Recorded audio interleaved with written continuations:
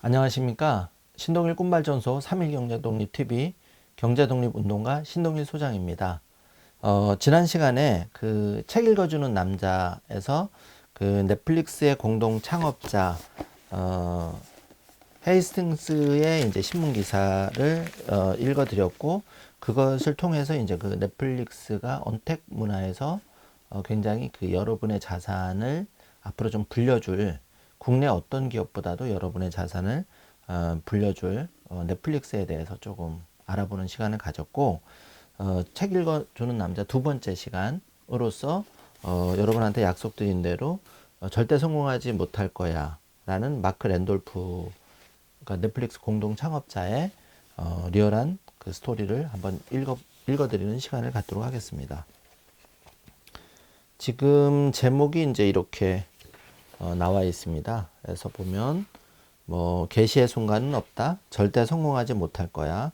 DVD를 우편으로 보내준다고 팀을 꾸리다. 이 사업에 투자해 줄래요? 200만 달러로 사업을 시작하다. 넷플릭스라는 이름을 정하기까지 드디어 세상에 나오다. 넷플릭스 출시 후 어느 하루. 평온한 나날, 잘못 보낸 음란 DVD. 너 혼자서는 어려워.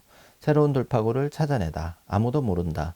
고객이 늘수록 돈이 빠져나가는 역설. 닷컴 열풍의 붕괴. 살아남기 위한 구조조정. 기업 공개. 랜돌프 집안의 성공 규칙. 이렇게 말했고, 저는 이 말이 되게 감동적이어서 한번 읽어드리겠습니다. 절대 성공하지 못할 거라고 말했던 아내 노레인에게 내 사업 구상은 믿지 않았지만 나를 항상 믿어줬다는 사실은 알아. 사랑해. 다 그렇죠, 뭐 여러분. 여러분이 뭐 어떤 일을 하려고 하면 여러분의 남편 또는 여러분의 아내가 일단 이렇게 절대 성공하지 못할 거야 라는 말부터 시작하죠. 그렇죠. 우리는 그 본심 알고 있죠. 사랑하고 누구보다 우리의 그 후원자가 돼줄 것을. 그래서 저도 이제 이참에 조금 공익 광고를 하나 할까 합니다. 이게 바로 꿈발전소의 자랑, 신동일 경제독립운동가 신동일 소장의 자랑, 마일라이프북 10년 북입니다. 사실 제가 2015년에 이것을 굉장히 오랜 기간 준비해서 만들었는데 아직 여러분한테 많이 이렇게 좀 알려지지는 않았습니다. 하지만 저는 이제 반드시 성공할 거라고 믿고 있고요. 이렇게 여러분의 인생을 빛내줄 7가지 핵심 컨텐츠를 갖추고 있기 때문에 언젠가는 코카콜라처럼 또 지금의 넷플릭스처럼 여러분의 사랑을 반드시 받을 수 있다고 저는 믿어 의심치 않습니다. 또 그날을 위해서 끝까지 최선을 다할 생각입니다. 그만큼 값어치 있는 일이기도 하고요. 자, 그러면 이제 넷플릭스 책 읽어주는 남자, 넷플릭스에 다 읽어드리지는 못하고 여기에서 굉장히 관심이 있었던 제목, 절대 성공하지 못할 거야. 이게 이제 25페이지부터 시작하는데 42페이지까지 이어집니다, 여러분. 제 예상에는 한 10분 정도, 빨리 읽는다 해도 한 10분은 이상 좋게 걸릴 것 같은데, 혹시 여러분 조금, 예를 들어서 좀 잠이 안 오시는 분이 있다면, 제가 지금 읽어드리는 거를 잠자기 전에 잠깐 틀어놓으시고, 잠을 주무시면 아마 잠이 잘 올 수도 있다는 팁을 알려드리면서, 한번 읽어드리도록 하겠습니다. 어린 시절을 생각하면 아버지가 미니어처 중기기차를 조립하던 모습이 생생하게 떠오른다. 만들어진 조각들을 서로 끼워 맞추기만 하면 되는 미니어처 중기기차 조립 세트가 아니었다. 최고의 마니아를 위한 미니어처 기차였다. 진짜 기차와 같은 기능까지 갖추고 있어서 중기의 힘으로 금속 바퀴가 돌아갔다. 바퀴, 피스톤, 실린더, 보일러, 크랭크, 굴대, 사다리는 물론이고 기관사가 석탄 조각을 퍼 올릴 때 사용하는 삽까지 모두 하나하나 손으로 만들어야 했다. 직접 만들지 않은 부분이라고는 모든 조각을 하나로 연결하는 나사밖에 없었다. 아버지는 그런 미니어처 중기기차를 정말 잘 만드셨다. 원자력 엔지니어였던 아버지는 원자력 에너지와 원자력 무기 개발에 투자하는 큰 회사의 투자고문으로 일하셨다. 엔지니어로 일하는 것보다 그 일을 할 때 돈을 훨씬 더 많이 벌 수 있기 때문이었다. 그 덕에 우리 가족은 뉴욕시 근교에서 편안하게 살았지만 아버지는 언제나 실험실에서 지내던 때를 그리워하셨다. 실험기구에 둘러싸여 연구하고 뭔가를 만들어내면서 자부심을 느끼던 때를 그리워하셨다. 아버지는 월스트리트에서 긴 하루를 보내고 집으로 돌아오시면 넥타이를 집어던지고 작업복으로 갈아입으셨다. 진짜 기차 엔지니어가 입는 옷이었다. 아버지는 세계 곳곳의 엔지니어 유니폼을 수집하셨다. 그리고 지하 실험실의 책임자가 되셨다. 뭔가를 만들 시간이었다. 나는 전형적인 상위 중산층 가정에서 성장했다. 우리가 살던 체포카의 아버지들은 뉴욕까지 기차를 타고 출퇴근했다. 어머니들은 상당히 크고 아름다운 집에서 아이들을 돌보았다. 부모님이 학교 이사회나 칵테일 파티에 가시는 날이면 아이들끼리 모여 말썽을 부렸다. 드디어 막내까지 학교에 들어가자 어머니는 부동산 중개업을 시작하셨다. 우리 집 옆에는 사과가수원이 있고 뒤에는 커다란 연못이 있었다. 어린 시절 나는 우리 집을 에워싸고 있는 숲속을 돌아다니면서 시간을 보내곤 했다. 아니면 책으로 가득한 부모님의 서재에서 독서를 하면서 지냈다. 그곳에서 지크문트 프로이트의 커다란 사진 2장이 걸려 있었다. 프로이트의 독사진, 그리고 아내 마르타 버네이스와 함께 찍은 사진이었다. 그 주위에는 대여섯 장의 조금 더 작은 사진들과 인물 스케치들, 프로이트가 서명한 편지를 넣은 액자들이 있었고, 책장에는 문명과 불만족, 쾌락 원리의 저편, 꿈의 해석 같은 프로이트의 책들이 꽂혀 있었다. 프로이트는 우리의 친척이다. 사실은 할머니의 삼촌인데도 우리 모두 지기 아저씨라고 불렀다. 손수가 복잡하긴 하지만 부모님은 프로이트의 친척이라는 사실을 자랑스러워하셨다. 프로이트는 20세기 사상을 대표하는 인물이고 죽어서도 살아있을 때만큼 영향력을 끼치는 중요한 지식인이다. 이 사실은 저도 처음 알았네요. 그 프로이트가 이렇게 넷플릭스 공동 창업자의 먼 친척이었다니 대단하죠. 우리 가족은 20세기의 중요한 인물인 에드워드 버네이스와도 혈연 관계가 있다. 에드워드 버네이스는 할머니의 남자 형제로 지기 아저씨의 조카다. 한 번이라도 광고 수업을 들은 적이 있다면 20세기 미국의 대중매체에 관한 수업을 들어보았다면 1960년대 광고계를 그린 미국 드라마 매드맨을 시청하거나 담배 광고를 본 적이 있다면 에드워드 버네이스가 무슨 일을 했는지 알 것이다. 버네이스는 여러 면에서 현대 PR의 아버지라고 할 수 있다. 그는 심리학과 정신분석이 새로 발견한 사실을 어떻게 마케팅에 접목할지 잘 알았다. 미국인이 아침 식사로 베이컨과 달걀을 먹는 것도 토마스 에디슨을 전구 발명자로 기리는 것도 사실은 버네이스의 홍보 때문이었다. 그는 유나이티드 프루트가 수입한 바나나의 홍보를 돕기도 했다.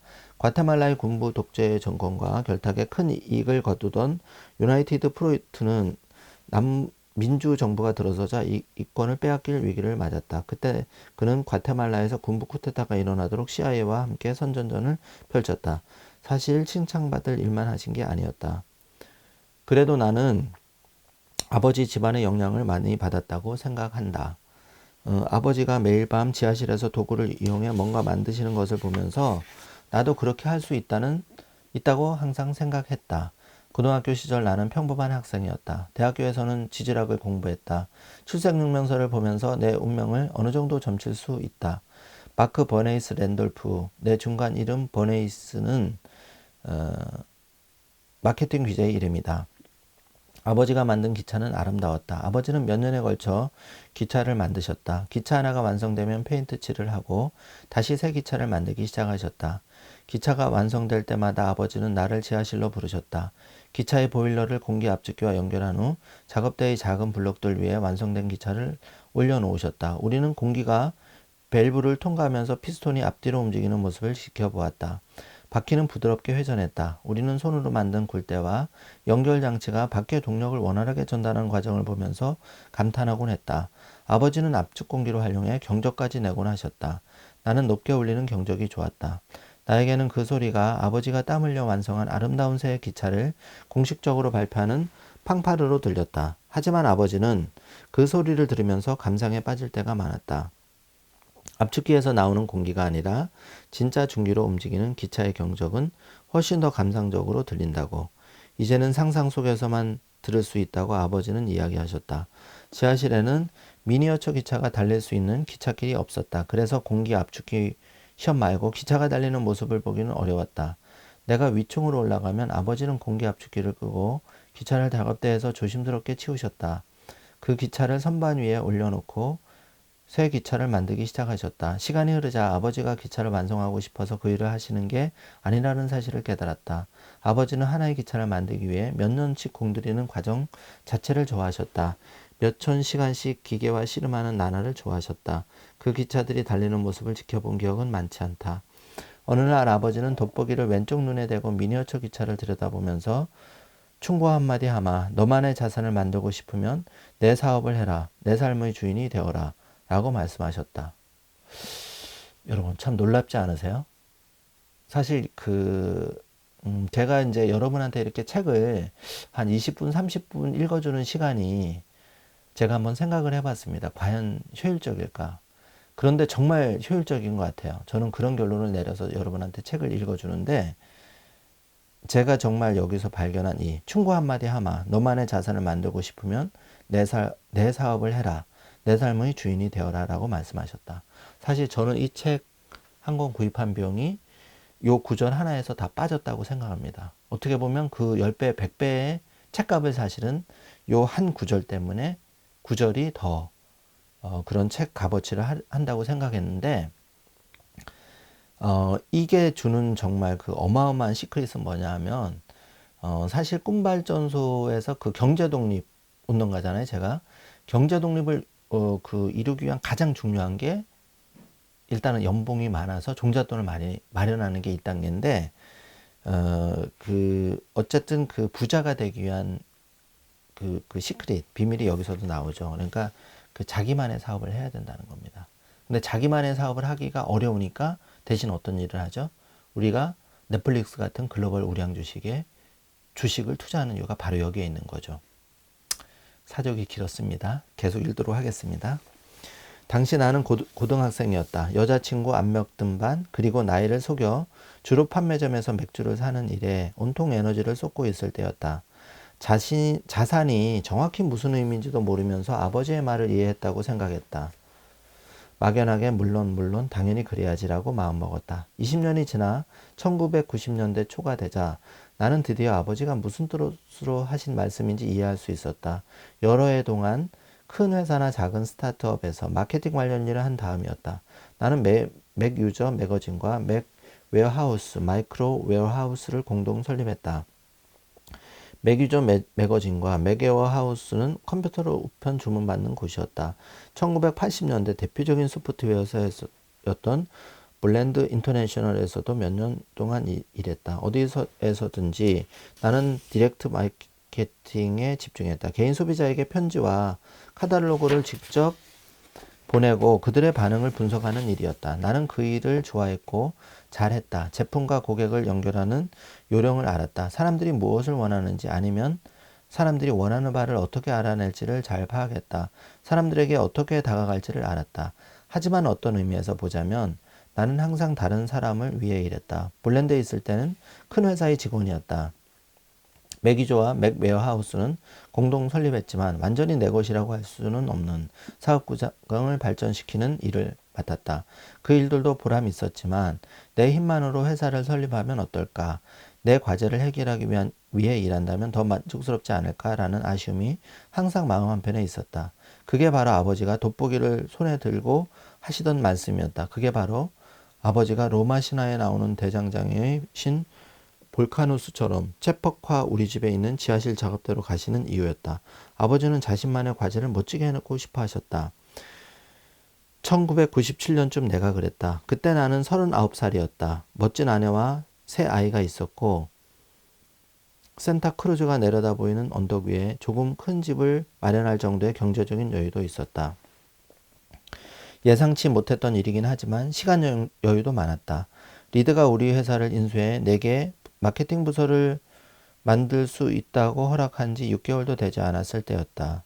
그는 회사 매각에 동의했고 그와 내가 함께 일하자면 데려온 두 사람까지 모두 일자리를 잃게 될 참이었다. 리드가 4개월 정도 매각 절차를 밟는 동안에도 우리는 매일 출근해야 했다.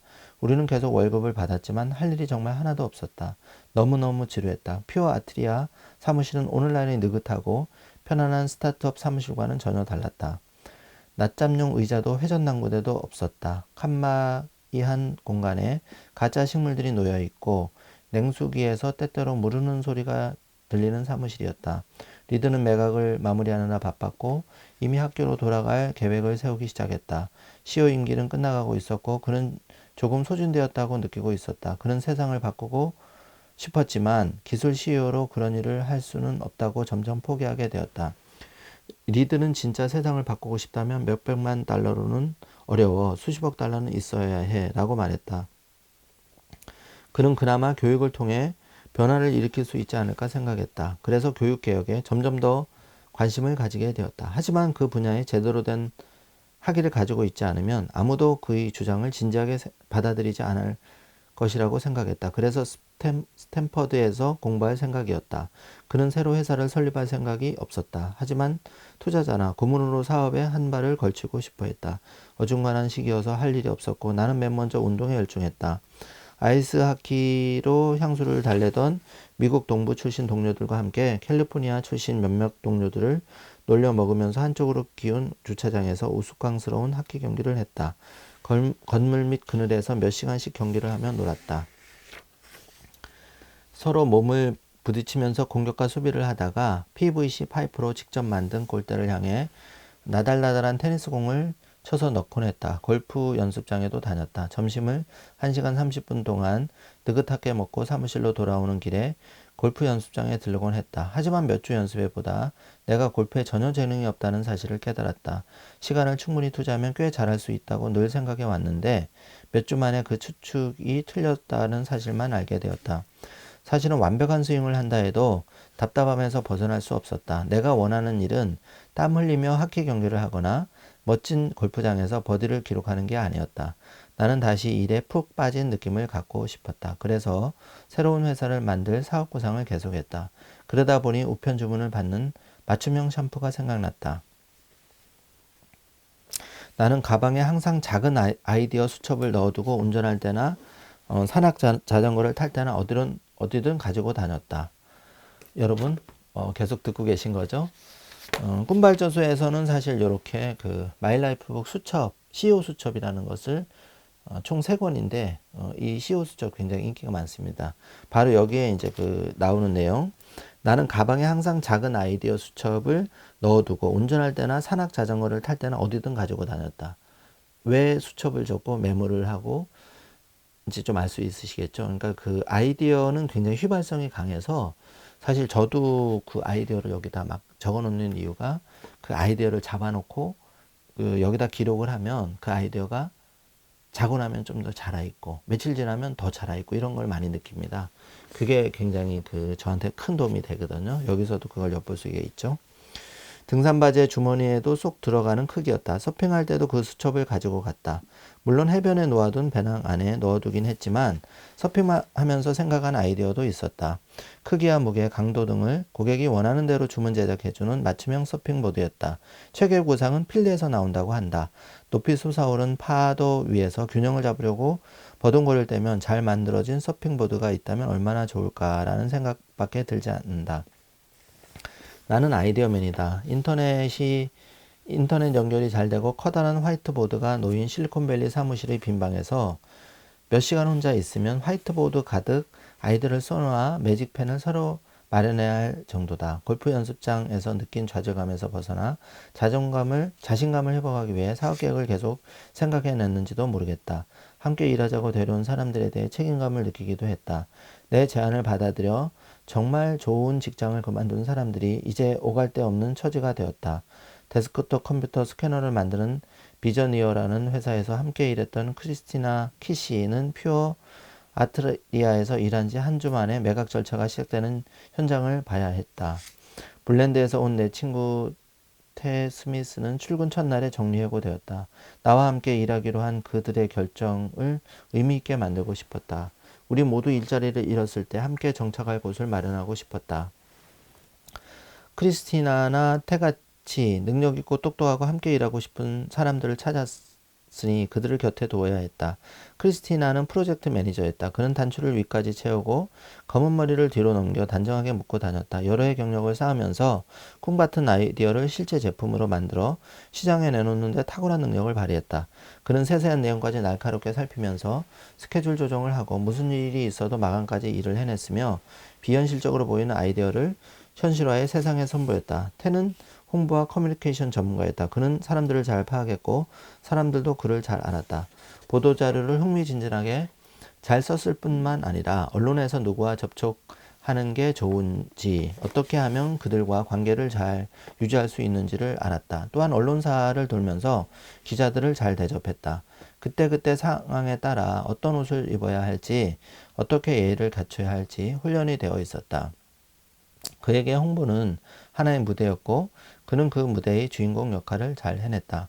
마돈나처럼 그는 하나의 이름으로 불렸다. 여기저기 흩어진 사용자 집단도 유명한 매체의 경제면 담당 기자도 모두 그를 그저 테라고 불렀다. 둘 중 누가 더 중요한 인재라고 이야기할 수는 없다. 크리스티나는 진지하고 말수가 조금 적었다. 테는 독특해서 강렬한 옷차림에 물결치는 머리카락으로 눈길을 사로잡았다. 수십 년 동안 캘리포니아에서 살았지만 보스턴 억양이 남아있었다. 크리스티나는 운동화를 신고 출근했고 마라톤을 했다. 테는 스페인 디자이너 마놀로 블라닉에 대해서도 내게 알려주었다. 서로 굉장히 달랐지만 두 여성 모두 예리하고 꼼꼼하고 철두철미했다. 괜찮은 사업 계획을 생각해내면 리드가 선뜻 투자하리라는 사실을 알게 되자 나는 크리스티나와 테에게 도움을 청했다. 우리는 퓨어 아트리와의 화이트보드 앞에서 생각을 주고받기 시작했다. 우리는 그 회사의 초고속 인터넷을 활용해 그 당시에는 실리콘밸리에서도 그렇게 빠른 초고속 인터넷은 드물었다. 수백 가지 다양한 분야를 조사하면서 최고의 사업 모델을 찾았다. 크리스티나와 테가 오랫동안 검토하고 조사한 사업 구상을 출근길 차에서 리드에게 이야기하곤 했다. 화이트보드 앞에서 사업 구상을 하는 게 주차장에서 하키 경기를 하거나 골프 연습장에서 장타를 날릴 때보다 훨씬 좋았다. 화이트보드 앞에서 생각해낸 구상이 모두 시원치 않아도 크리스티나와 테가 조사해보니 내가 한밤중에 떠올린 생각이 터무니없다는 사실이 밝혀져도 우리는 결국 좋은 사업 구상을 찾아낼 수 있다고 믿었다. 지하실로 내려가 기차를 만들었던 아버지처럼 그 과정 자체가 즐거웠다. 우리는 뭔가를 계획하고 있었고 언젠가는 만들어낼 수 있었다. 좋아. 이 구상이 괜찮기는 하지만 리드의 깔끔한 도요타를 타고 출근하던 어느 화요일 아침 나는 다시 한숨을 쉬었다. 제한 속도인 시속 88.5km까지 천천히 속도를 높이면서 달리고 있을 때였다. 우리는 내 수첩에 적힌 95번째 구상을 가지고 토론했다. 특별 주문을 받아 재료를 혼합하는 애완동물용 먹이였다. 발상은 좋지만 비용이 너무 많이 들었다. 리드는 그 사업이 골칫거리가 될 수도 있다고 지적했다. 고객이 키우던 개가 죽으면 어떡해. 우리는 고객을 잃게 되는데 라고 그는 반대했다. 나는 그날 아침 울타리에 구멍을 내놓은 우리 개의 랩을 생각하면서 그렇지 고객에게 개가 없어지니까 라고 말했다. 맞아. 리드는 건성으로 대답했다. 고객 개개인의 요구에 맞추어서 하나하나 다른 제품을 만드는 일은 너무 힘들다는 게 핵심이야. 절대 쉬워질 수 없는 과정이지. 12개 제품을 만들려면 1개 제품을 만들 때에 비해 정확히 12배의 노력을 들여야 해. 성공할 수가 없어. 여러분 이제 인내심을 가지세요. 반 읽었습니다. 그리고 이제 한 가지 팁을 드리면 여러분이 출근할 때, 퇴근할 때 화면을 보지 않고 그 이어폰으로 책 읽어주는 남자, 요 책, 넷플릭스 공동 창업자 마크 랜돌프의 절대 성공하지 못할 거야. 이것을 제가 한 2-30분 읽어 드리니까 가까운 거리는 이렇게 이어폰으로 잠시 눈을 감고 책 읽어주는 남자 경제운동가 신동희 소장의 일주일에 한 번 꼭 읽어 드릴 테니까 여러분이 애청해 주시면 감사하겠습니다. 자, 이제 이 장이 36페이지 부분인데 굉장히 중요한 내용이 이제 나오기 시작하는 것 같습니다. 계속 읽어 보겠습니다. 하지만 우리는 뭔가 팔아야 해. 맞아. 하지만 너는 규모를 늘릴 수 있는 뭔가를 팔고 싶잖아. 한 개를 팔 때 들이는 노력으로 12개를 팔 수 있는 뭔가를 찾고 있잖아. 이왕 팔 거면 한 고객에게 계속해서 팔 수 있는 뭔가를 찾아봐. 나는 가장 최근에 생각해낸 사업을 떠올렸다. 맞춤형 서핑보드, 개밥, 야구 배트, 그것들 모두 공통점이 있었다. 개밥은 한 달에 몇 번 사지만 서핑보드와 야구 배트는 자주 사는 물건이 아니었다. 비교적 자주 사는 물건이 뭐야? 한 사람이 계속해서 이용하는 물건이 뭐지? 리드는 잠시 생각하면서 머리를 뒤로 약간 젖혔다. 운전하던 스탠퍼드 학생이 고개를 돌리더니 치약이라고 말했다. 리드는 얼굴을 찌푸렸다. 치약은 한 달이 지나야 떨어지잖아. 그렇게 자주 사는 물건이 아니야.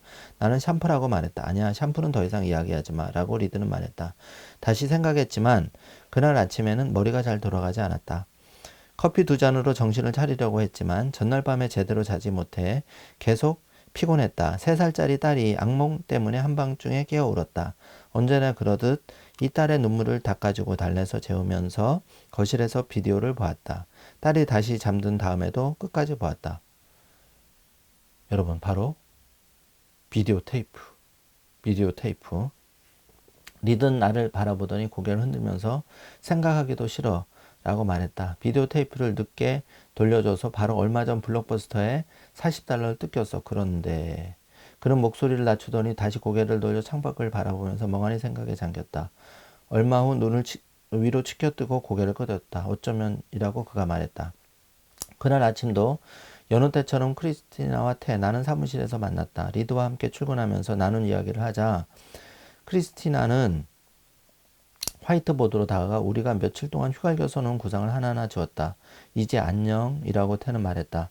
나는 세상에 이미 존재하는 물건을 활용해야 해. 사람들이 인터넷으로 그 물건을 손에 넣을 수 있도록 우리가 도와줄 수 있잖아. 아마존의 베이조스라는 사람들이 인터넷으로 책을 살 수 있게 했지. 책을 만드는 사람만 팔 수 있는 게 아니잖아 라고 말했다. 사실이었다. 아마존은 한때 오프라인 서점에서만 살 수 있다고 생각했던 책을 인터넷으로 더 편리하게 살 수 있다는 사실을 모두에게 증명했다. 전자상거래가 새로운 흐름으로 자리 잡고 있었고 우리 모두 그 사실을 알았다. 그래서 기저귀, 신발 등 상자에 넣을 수 있는 물건이면 무엇이든 인터넷 쇼핑몰에서 팔기 시작했다. 리드와 함께 출근하는 길에 여러 가지 사업 구상을 하나하나 샅샅이 파헤친 것도 그 때문이었다. 비디오 테이프를 생각하고 있어. 작은 물건이잖아. 사람들은 비디오 테이프를 한두 번 보고 나면 굳이 가지고 있고 싶어 하지 않아. 그래서 비디오 대여점에 상당히 잘 되는 거잖아. 사람들이 인터넷으로 빌리면 우리가 곧장 보내줄 수 있어. 크리스타는 얼굴을 찡그렸다. 비디오를 보내주고 돌려받아야 하잖아요. 사람들은 그 비용을 부담하려고 하지 않을 거예요. 나는 맞아라고 하면서 고개를 끄덕였다. 비용이 많이 들 거예요. 우선 비디오 테이프를 장만해야 하고 고객에게 보내고 돌려받는 비용이 들어요. 사들인 비디오 테이프를 보관할 장소도 필요하죠. 태가 끼어들었다. 게다가 누가 영화 시애틀의 잠 못 이루는 밤을 보려고 일주일씩 기다리고 싶겠어요.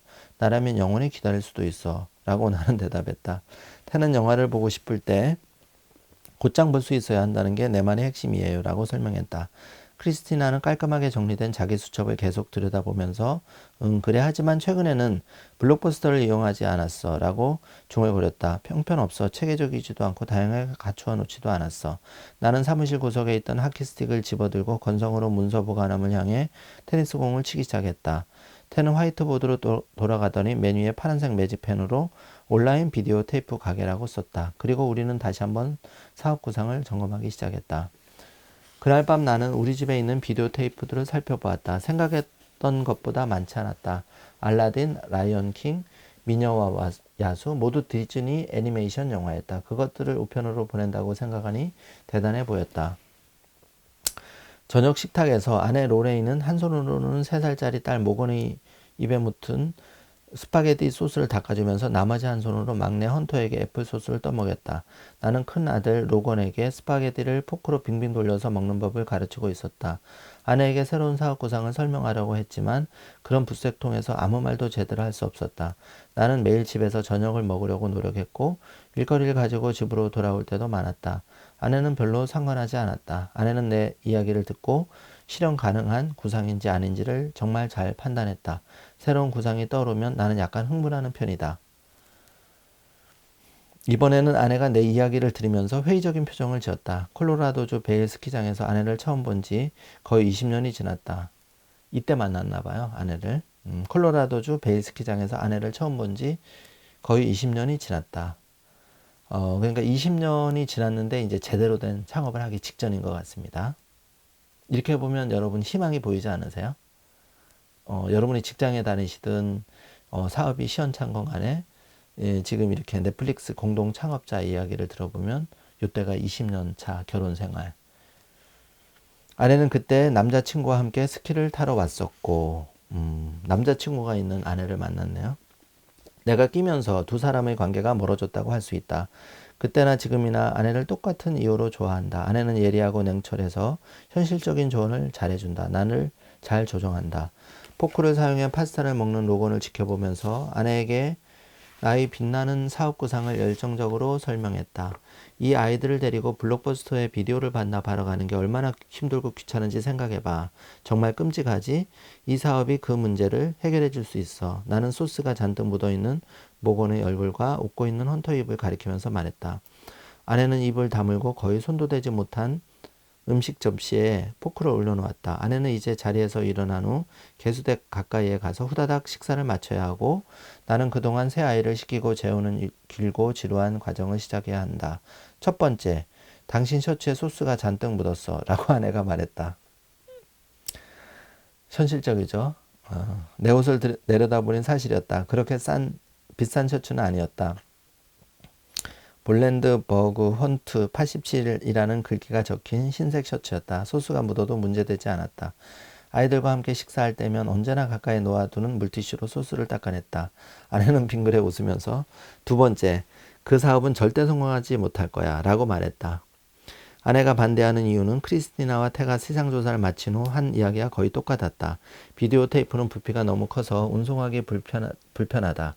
고객이 비디오 테이프를 돌려준다는 보장도 없다. 운송 중에 파손될 위험도 크다. 무엇보다 비디오 테이프가 비쌌다.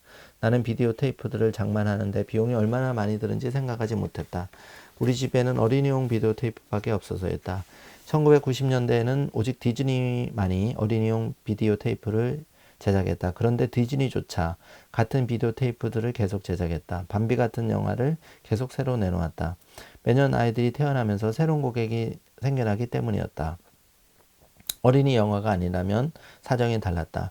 비디오 테이프 하나에 75달러에서 80달러씩 했다. 지금도 그렇지만 75달러에서 80달러면 굉장히 당시에는 큰 돈이었겠죠. 고객이 비디오 대여점이 아니라 우리 회사를 이용하도록 다양한 비디오 테이프들을 장만할 만한 돈이 없었다.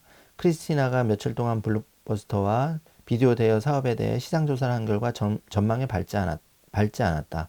오프라인 비디오 대여점들도 어려움을 겪고 있어요. 비디오 테이프 하나를 한 달에 20번씩 빌려줘야 겨우 수지를 맞추거든요. 사람들이 계속 찾아오게 하려면 새 비디오 테이프를 갖춰야 해요. 오래된 비디오 테이프를 빌리려고 사람들이 금요일 밤마다 대여점 앞에 줄을 서지는 않으니까요. 사람들은 새로 나온 비디오를 보려고 해요. 그래서 비디오 대여 사업을 시작하기가 쉽지 않아요. 좋아, 그러면 우리가 새로 나온 비디오 테이프에 집중할 수 있겠군. 내게도 생각이 있어 라고 내가 말했다. 크리스티나는 고개를 흔들었다.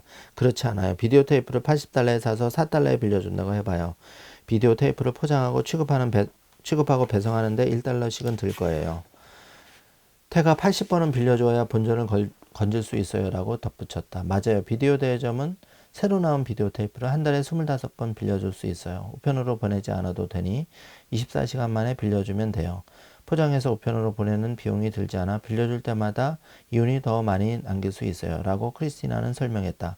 그렇다면 우리는 대여기간을 이틀로 제한하면 돼 라고 나는 말했다. 크리스티나는 그래도 우편으로 보내는 데만 최소한 사흘이 걸려요 라고 말하더니 수첩을 내려다보면서 빨라야 일주일 만에 돌려받을 수 있는데 그러기는 쉽지 않죠.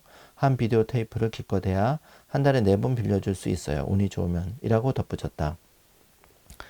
그리고 새 비디오 테이프로 돈을 벌 때쯤 되면 더 이상 새롭지 않아서 인기가 떨어지죠 라고 태가 말하자 정확해 라고 크리스티나가 맞장구를 쳤다. 태는 게다가 블록버스터가 계속 경쟁해야 해요. 미국에서 거의 10분이나 15분에 한 명씩은 블록버스터에서 비디오 테이프를 빌릴 거예요 라고 덧붙였다. 시골은 어떨까 라고 말했지만 나는 이미 흥미를 잃고 있었다. 그들 말이 맞았다. 비디오 테이프 가격이 싸지거나 우편 배달이 빨라지지 않으면 우편으로 비디오 테이프를 빌려주는 사업을 할 수가 없었다.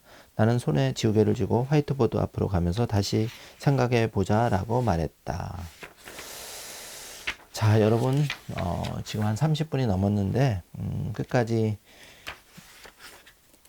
듣고 계신다고 고생 많으셨고, 이런 이제 시행착오를 겪어서 지금 생각하면 넷플릭스가 나스닥에 글로벌 우량 주식 12기업이 됐지만 이 당시에 이런 시행착오 정말 그 누구나 여러분도 생각해 볼 수 있는 어처구니 없는 그런 시행착오를 겪어서 이 비디오 대여점 이런 사업을 시장 조사를 하고 결국은 이제 온라인으로 영화를 서비스하는 그런 사업을 구상하게 된 것이죠.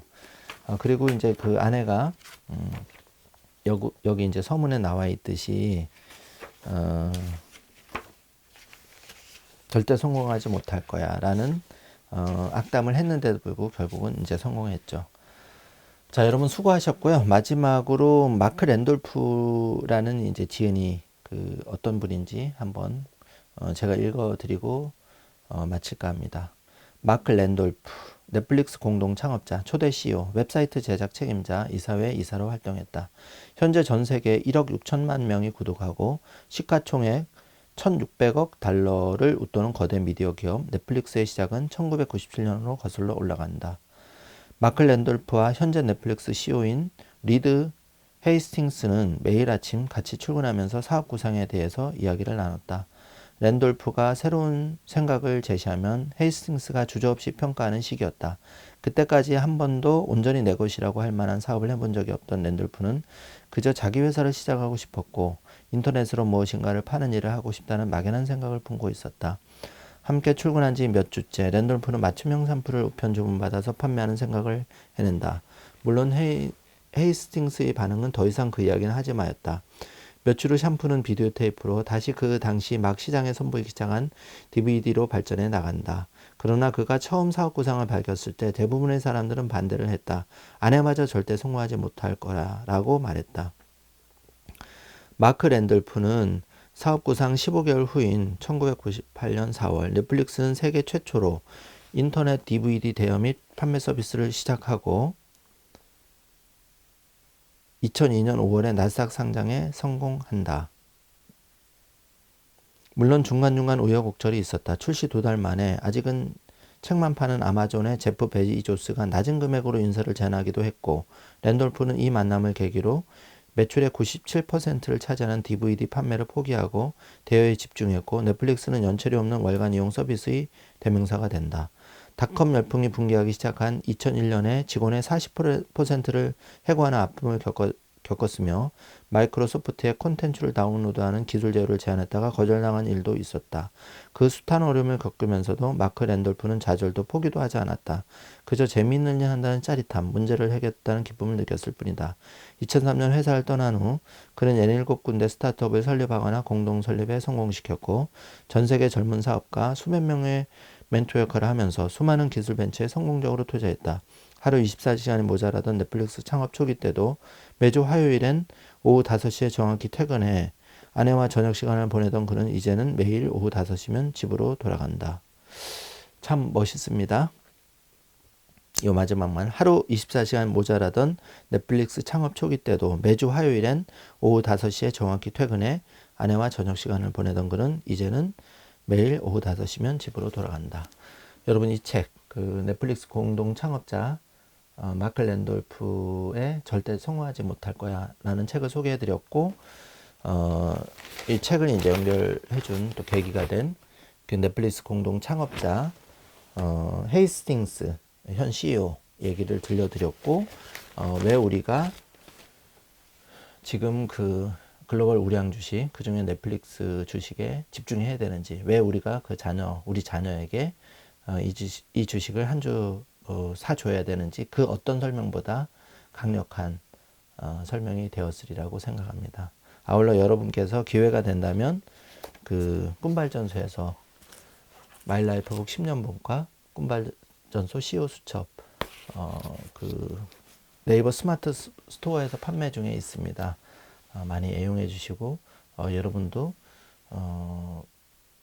20년 차에 이렇게 사업 구상을 해서 우여곡절 끝에 글로벌 10위 전 세계 10위 안에 들어가는 기업을 창업한 넷플릭스 창업주 얘기를 읽으면서 희망과 용기를 가지는 그런 시간이 되었으면 감사하겠습니다. 끝까지 시청해 주셔서 감사합니다.